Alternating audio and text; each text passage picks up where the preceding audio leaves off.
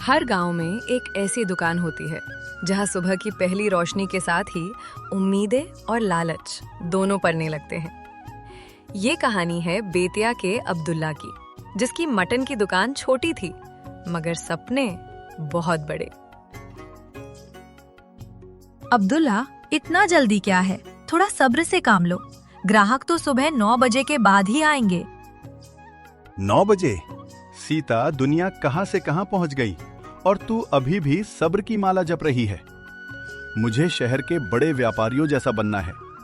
ये छोटी सी दुकान मेरा सपना पूरा नहीं करेगी। जो है उसमें संतोष करो, ईमानदारी से कमाओ, भगवान की कृपा बनी रहेगी।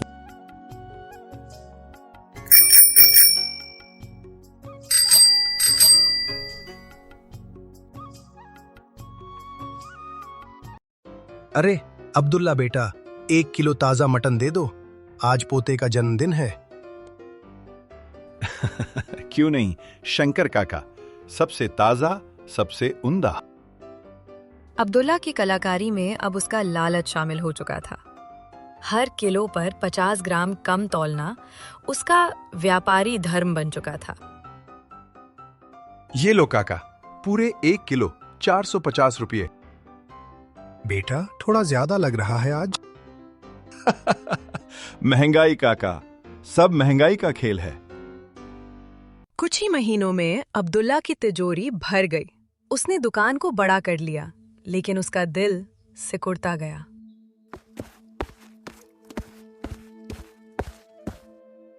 अब्दुल्ला बेटा, क्या बात है, दुकान तो खूब चल रही है, रात दिन तरक्की हो रही है। हाँ काका, मेहनत और सही तरीके से काम कर रहा हूं, इसलिए अब तो फ्रिज भी ले लिया है। बेटा, याद रखना, पैसा हमेशा मेहनत की कमाई का होना चाहिए, लालच का नहीं। लालच की बुनियाद पर बनी इमारत ज्यादा दिन नहीं टिकती। काका, आप भी पुरानी बातें करते हैं। मैं स्मार्ट बिजनेस कर रहा हूं। तुम्हारी पत्नी बहुत धर्मपरायण है, उसकी ईमानदारी ने ही अभी तक तुम्हें बचा रखा है। सब पुरानी सोच वाले हैं। मेरा भाग्योदय हो रहा है तो कोई नहीं देखना चाहते हैं।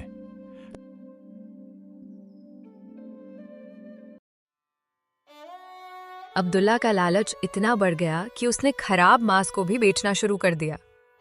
मुनाफा अब उसकी एकमात्र ईश्वर था। मैंने देखा है तुम पुराने मटन में कुछ मिलाते हो। अब्दुल्ला, ये क्या कर रहे हो? लोगों की सेहत से क्यों खेल रहे हो?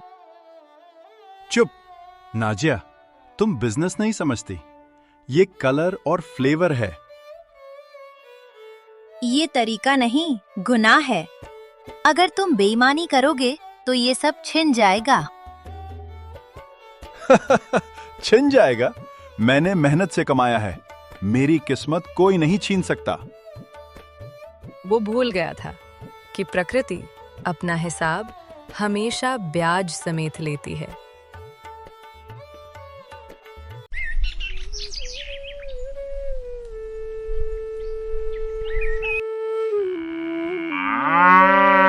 झूठ की इमारत चाहे जितनी भी ऊंची हो, एक छोटा सा सच उसे धूल में मिला सकता है। अरे शंकर काका, आप लोग। चुप! मटन? मेरे पोते को तूने मौत के मुंह में धकेल दिया। डॉक्टर ने कहा है जहरीला सड़ा हुआ मांस खाने से हुआ है। मैं समझा नहीं। अब्दुल्ला, मैंने तुझे चेतावनी दी थी। गांव में 5 बच्चे बीमार पड़े हैं। ये सब तेरी बेईमानी का नतीजा है। झूठ, सब झूठ है। मेरे पास बिल है। झूठ? अब्दुल्ला, तूने मुझे पिछले हफ्ते 900 ग्राम मटन दिया था। तूने हमें लूटा है।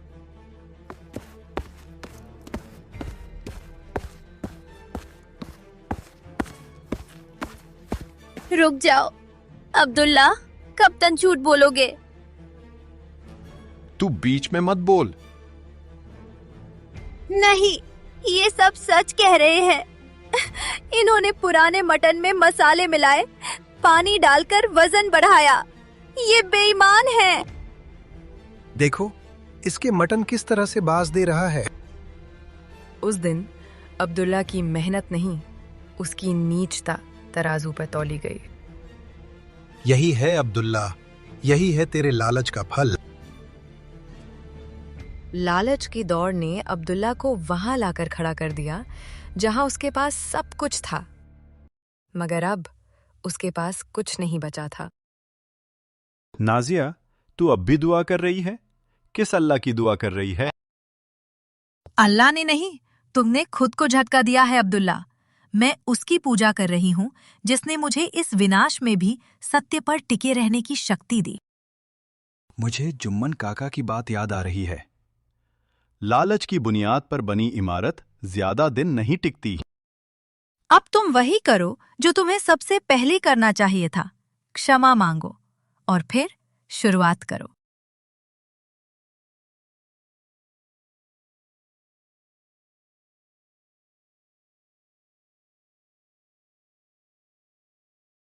तब तक घूमता रहता है जब तक हिसाब बराबर न हो जाए।